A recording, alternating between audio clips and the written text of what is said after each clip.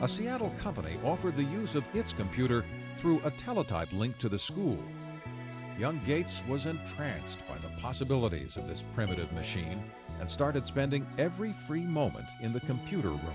The story has often been told, and it's completely true, that he would get up at night and leave and go over to work on the computer and come back, and we wouldn't know that he'd been gone.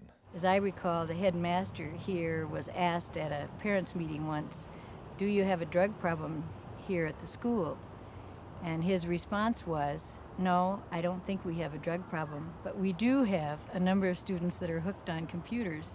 Bill Gates shared this addiction with upperclassman Paul Allen, who could not have been more different from Gates.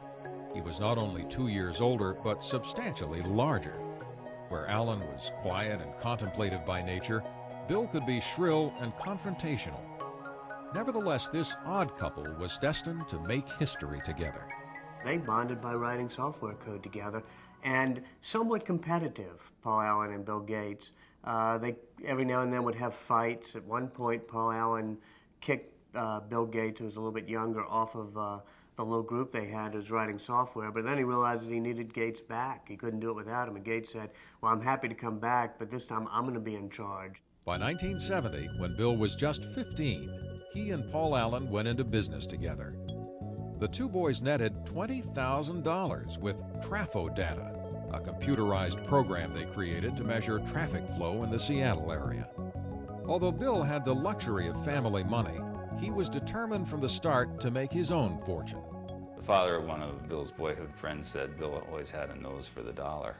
Even as a kid, he knew the value of a contract, and even had a contract to use his older sister's baseball mitt that was signed in a legal document. In the summer of 1972, at the age of 17, Bill went to Washington, D.C. to work as a Senate page. This exposure to politics and government would come in handy later on. Back home that fall, he took a leave of absence from school when he and Paul Allen got their first real jobs with a computer company. They began talking about starting their own company, but the Gates insisted that their son finish high school and attend college. His mother used to worry that he was socially awkward. Well, maybe he was, but he had other things on his mind, and he was not rude, he was not abrupt. He was marching to a different drummer. He's a genius, and he has a different agenda. Bill graduated from Lakeside in 1973, and his parents took great pride in his acceptance at Harvard University. But his destiny had already been set in motion, and it was computer-driven. In the fall of 1973, Bill Gates said goodbye to his family and Seattle and headed east to Cambridge, Massachusetts. As a freshman at Harvard, he thought briefly about preparing for a career in law, but no course of study ignited his imagination like his work with the computer. Bill was somebody who was always very determined to do what he was interested in doing. The things that he was less interested in, which often included his academic classes, he tended simply to coast and get by on talent. I remember there was a course in Introduction to Greek Literature where he'd really done, as best as I could tell, none of the work during the year. Stayed up all night the night before the exam, slept through part of the exam, and still got a B. It was not surprising that Gates fell asleep in an exam. Between classes and time spent at the Harvard Computer Center, he seemed to be on the go 24 hours a day. He was always very focused on whatever it was that he was doing. He could come into his room, not get undressed, just kind of lie down on his bed, which of course would be not made because he had never had time for that, and just fall asleep. Door open, fully clothed, lie down, sleep, and then when he's refreshed, boom, back up at it and whatever the next thing was. Bill paused long enough to make some lasting friendships at Harvard, but his social life was still not a priority.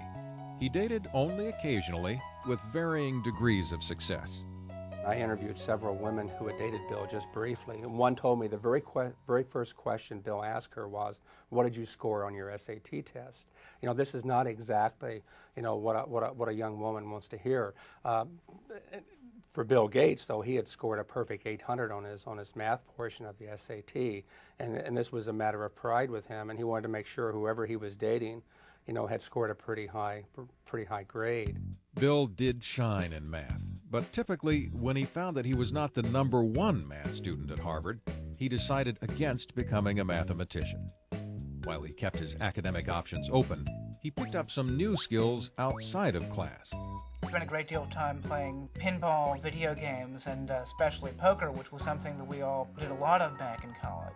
And poker, of course, is a very competitive game, and in many ways, perhaps the best preparation for the business world that one could imagine. And Bill really turned himself from being a player whom people would take advantage of to a very good poker player.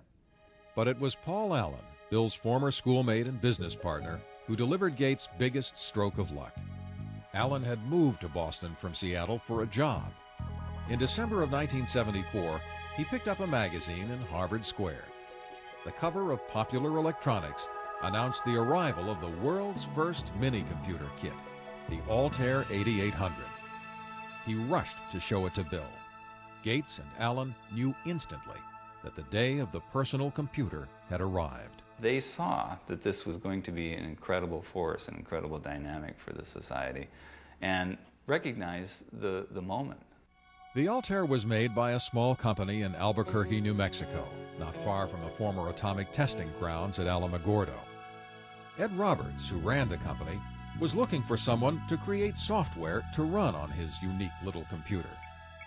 Gates and Allen convinced him that they were the ones who could do it, and worked day and night at the Harvard Computer Center for 2 months.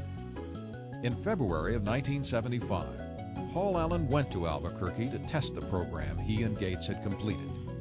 When he loaded the Altair with what Bill Gates called the coolest code I ever wrote, it worked.